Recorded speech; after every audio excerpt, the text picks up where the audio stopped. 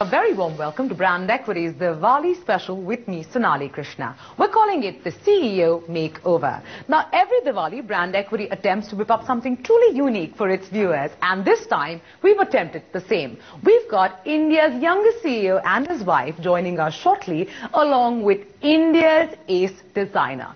As you can see, I'm in one of the country's leading designer showrooms. It's none other than that of JJ Valaya's. Now, JJ Valaya is a man who needs no introduction at all. But for the uninitiated, here's a quick profile of what the man has achieved in the world of fashion. A renowned fashion designer with over 20 years of experience in the business, a founding member of the Fashion Design Council of India, a fine arts photographer, and the first global brand ambassador of crystal giant Swarovski. JJ Valaya is quite clearly the king of couture. But as many success stories go, that's not how Valaya's journey started out.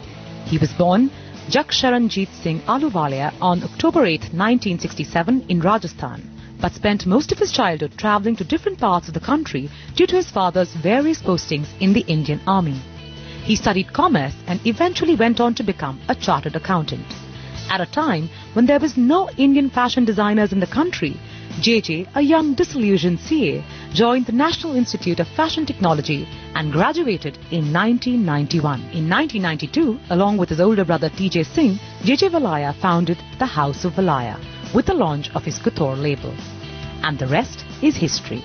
With his countless awards, endless fashion shows and several labels, he has dressed some of the biggest names in the world, from various GCC royals to celebrities including Joseph Fiennes, Kate Blanchett, Hrithik Roshan and Kareena Kapoor. The man is here himself, JJ Valaya. Thank you so much for joining us on Brand Equity. Truly a pleasure. My pleasure, actually. It's an interesting thing to be on a business show. JJ, you know, everybody knows who you are and what you've achieved in the fashion world. But, you know, let's go back in time and tell me, when you were a struggling designer, what does it take for designers today to make a mark globally? When we started, the industry did not exist. Right. So the beauty of it was that we were actually learning from our own mistakes, which is something magical about it. Right. There were no benchmarks to follow. Certainly no TV channels. There was only Doordarshan. Right. There was no internet. There were no glossies. There was nobody writing about fashion because it didn't exist. Sure. So you're talking about a world which was absolutely barren. Right. And then we sort of thought, okay, it'll be nice to put our names on clothes and hope that people buy them. Well, it paid off. It kind of worked. Today, a designer's advantages are huge because you can actually have multiple platforms to launch you. You have innumerable kind of publications and TV channels covering what you're doing. Right. You have the internet, which has shrunk the world into one little, sort of tap of the key. There and now, it's a different world. I want to talk a little bit about, the Diwali season and how it works for you as, one of the ace designers of India. Is a bevy of activity surrounding you during this festive period? The Indian fashion season pretty much starts around August, September. Right. And goes till about March. This is peak season. Right. Now, this is when Diwali, of course, is big. But this is also when all the weddings happen. Sure. Because this is that time where it's auspicious. It's auspicious, the taras and the chands and some you know how it is with Indians. But Indians love to dress up. I mean, that's a fact, and there's nothing wrong in that. Absolutely. I mean, at least we are living a life less ordinary, which is what I always call it. Right. Otherwise, they're living in our jeans and T-shirts and everything all our lives. So yes, it is. It is indeed a very hectic time. But having said that, more and more Indians are dressing well through the year. Okay. So it's not like a phenomena that Diwali, so we are going to go all the way. Okay. Otherwise, let it be. But Diwali, of course, is a very important. So, JJ, I'm going to tell you a little bit about, the couple that's going to be joining us shortly. He is the CEO of Air Asia. His name is Mithu Chandalia. He's India's youngest CEO. He's all of 33. Extremely good looking, a former ramp model. And he's married an Estonian girl. Her name is Inga. And they're really excited to come and meet you and get all dressed up, dolled up, and so that you can style them for Diwali. And, they're big fans of yours. And I'm really excited about meeting them. But for all of you who want to know how Mithu Chandalia made it as CEO of Air Asia at 32, here's a quick profile of how his journey began till date. A former model, husband and father of 3, an MBA graduate, entrepreneur and now CEO of Air Asia India. quite a handful of roles, and Mithu Chandeliya has achieved all of that at a young age of 33. The youngest CEO of India Inc., Chennai-born Mithu, made news and how when AirAsia Global CEO Tony Fernandes named him the pilot of the India operations. While aviation may be virgin territory, Chandeliya boasts of a remarkable CV, having sold his startup SOS in 2001 for a whopping £1.2 million. At 24, he was the youngest GM at Ingersoll Rand and was involved in a decision to shut down the company's Colorado plant and move it to Mexico. Although Chandeliya studied in Rishi Valley School in Andhra Pradesh, he has never worked in the country. What's interesting is that the current AirAsia CEO loved writing poems during his school days. As you can see behind me, there's Mithu Chandeliya, the CEO of AirAsia, along with his wife Inga, India's ace designer JJ Valaya, and they're busy picking out outfits and they're getting really excited about dressing up for Diwali. So let's go join them.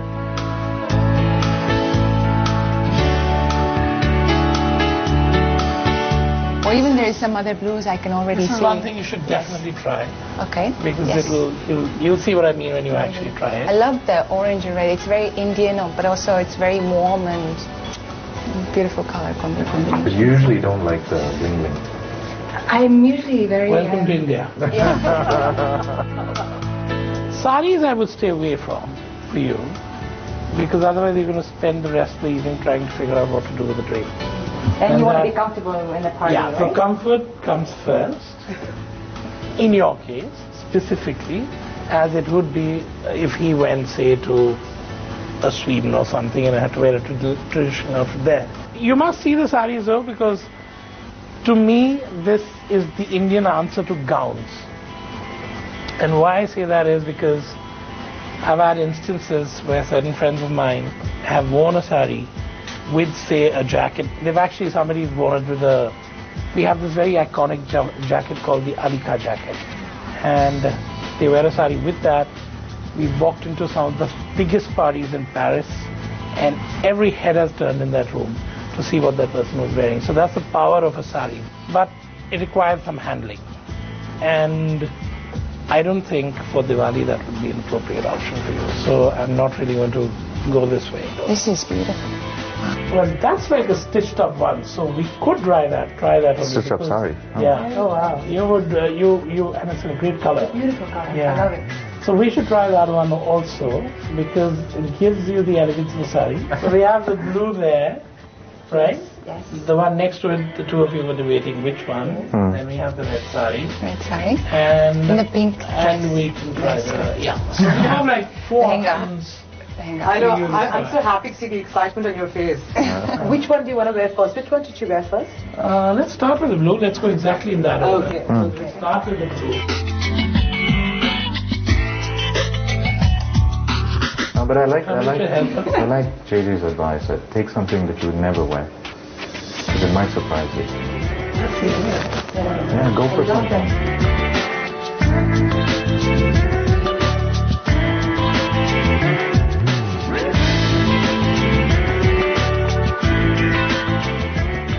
So, while she's trying out her first outfit, let's go check out, Mithu's Diwali outfit. Sure.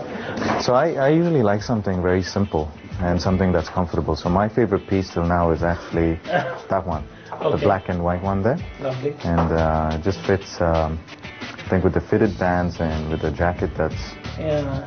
And here with the Nehru jacket, I actually, again, sticking with the simplicity theme, I like the blue a lot. Depends what you wear in it. And what pants that go with it. But when it comes to Diwali, most men would go here. Very nice. Which is the kurtas. So we're going to try this on you. There's a lot of heavy stuff here, which you should just sort of ignore. But you can go in for simpler styles.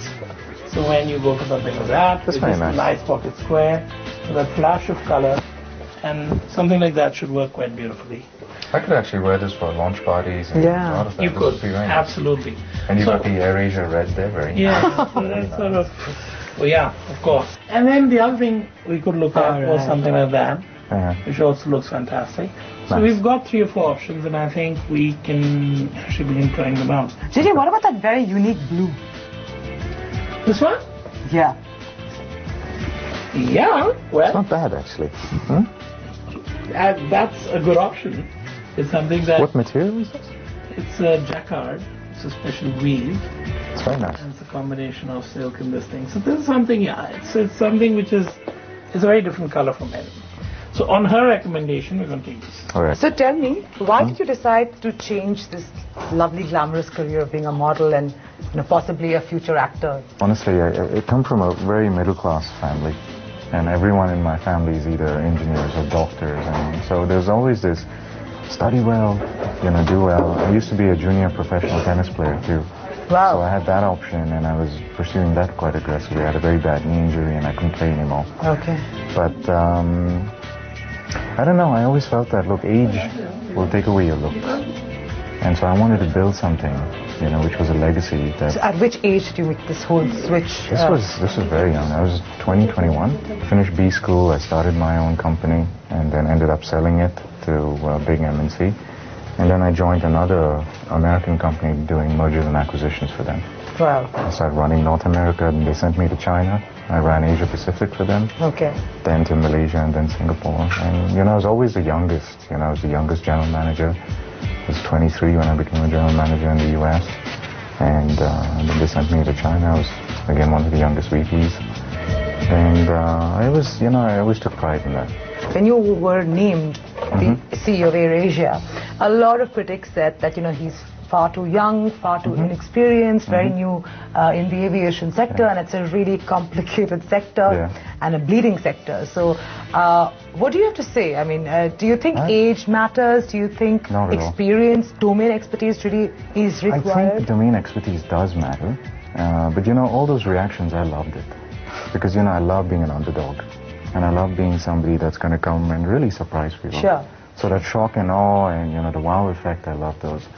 I think domain expertise does matter, but it depends on the role that you're going into. So I have a track record of building out some of the most aggressive teams, and, I think that's why my age is a benefit.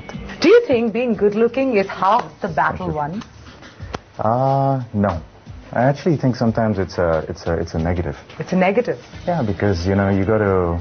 when the initial reports came out, they said something like from the runway to the boardroom. And so, you got to work doubly hard to, build credibility in a space like aviation, which is, in India, still going through its process of, opening up. Sure. So I think it works hard, but, in certain aspects, it does help.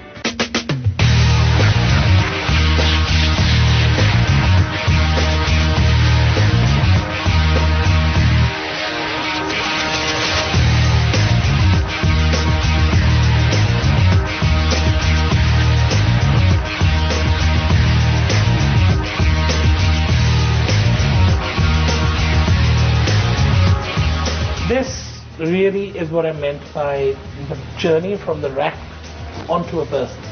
Is such an important journey, because once you wear it, you really get to know what it's all about. Stunning. So okay, this was your recommendation. Wow. And actually, it's fantastic. It's like an Indian denim. Well, I would like to see the others. Of course, definitely, of course, of before course. we go.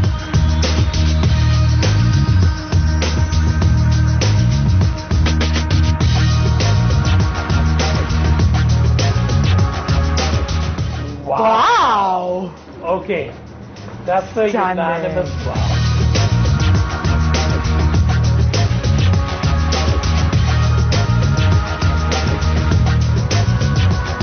It's a classic. It's a classic, but it's classy. No doubt. So that to me is also very important, because it's, it's traditional, it's got a self-weave, it's got a little dash of color, which is very interesting for... I have to admit, this is one of my favorites.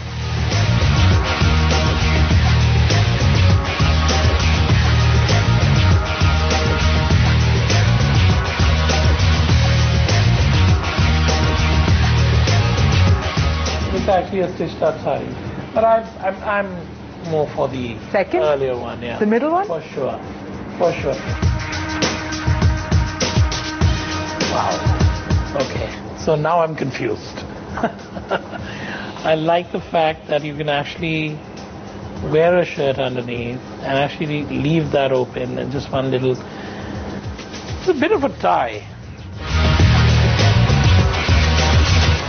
So you've seen JJ critique both Inga and Mithu, and it's time for the final reveal. But just before that, JJ, I want you to first talk about Mithu's outfit that you've chosen and describe the cut, the texture, and essentially tell me why you think it's the winner. Well, the primary reason, and though it may sound that I'm playing safe, but black is totally a man's favorite color. And most men who would want to spend most of their lives in wearing black. So that definitely is a motivation force for me to think a little logically. Also, I want him to wear it more. So if I went for any of the others, I'd see him probably on a Diwali. Right. Looking fantastic. Right. And then I'd probably see him again maybe, months down the line wearing it again. Sure. But something like the other thing is a very versatile color, a versatile silhouette. Right. You can actually spruce it up each time with a different pocket square. It can look totally different. Now let's come to Inga. And tell me which one you think is the best of the lot and why. Well, Inga's, she's a lovely girl. She's tall. Yeah. So both work in her favor. She's also not Indian. Yeah. So whatever I put on her seems to get this exotic twist. Absolutely. Which is very interesting. Although I would have liked to give her a sari. Right. I didn't feel she was entirely comfortable in it. True. And that's something that I would not want to do, because if you have a person who's not really accustomed to a sari but trying to wear one, and that also on a day like Diwali you want to be comfortable because you're doing things and generally dancing and having fun and everything. So the outfit I think she should wear is now a beautiful cross-pollination of sorts between a typical Indian silhouette but cut in a very modern way. Yeah. And the color works beautifully on her. The colors of the embroidery blend in beautifully with the color of her hair. So the overall impact is definitely a little more dramatic, and it's something that she was visibly looking content with. Absolutely. So what are we waiting for? Let's go ahead and see the final reveal. I hope you guys are going to be absolutely stunned.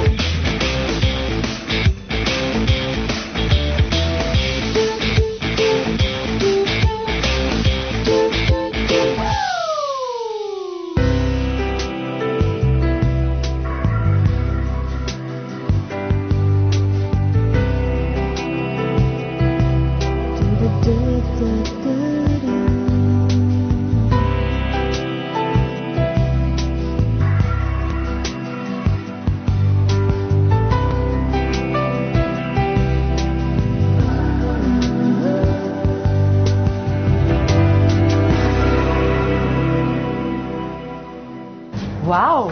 Are you getting married again? Okay, so here we are. Well, actually, this is their moment. It For is. me to really say anything. I think all set now. Maybe you're going to get a lot of offers now. No. You're going to walk the ramp, and that's the end of your, professional life. If that happens, of course, you credit brand equity with it. That's right. That's it. And JJ too. Of course, undoubtedly, JJ. And no, thank you for being such absolutely wonderful muses. Happy Diwali. Thank you. Thank you. Same to you. On that note, JJ, I'd really like to take the opportunity and thank you from ET Now and Brand Equity for taking time out and, allowing us to put out this lovely Diwali special. Well, thank you for giving me an opportunity and such a perfect couple to sort of put together. So I have thoroughly enjoyed this. Thank you very much. Thank you so much, Mithu and Inga. You guys truly look so gorgeous. The best looking couple in India Inc. All the very best to you for AirAsia's launch in Jan. I truly hope it is a runaway success. And wishing both of you a very happy Diwali. Thank you so much. Happy Diwali to you as well. Happy Diwali. It's been truly a pleasure. So. With that, folks, we're completely out of time. We hope you enjoyed watching the show as much as we enjoyed working through it. To take the time and drop us a line at brand equity at etnow.tv, or alternatively log on to our Facebook page, that's facebook.com/brand equity, to tell us what you thought of our Diwali special. Wishing all of you a very happy Deepavali and a prosperous New Year from me, Sonali Krishna, and the entire team at Brand Equity.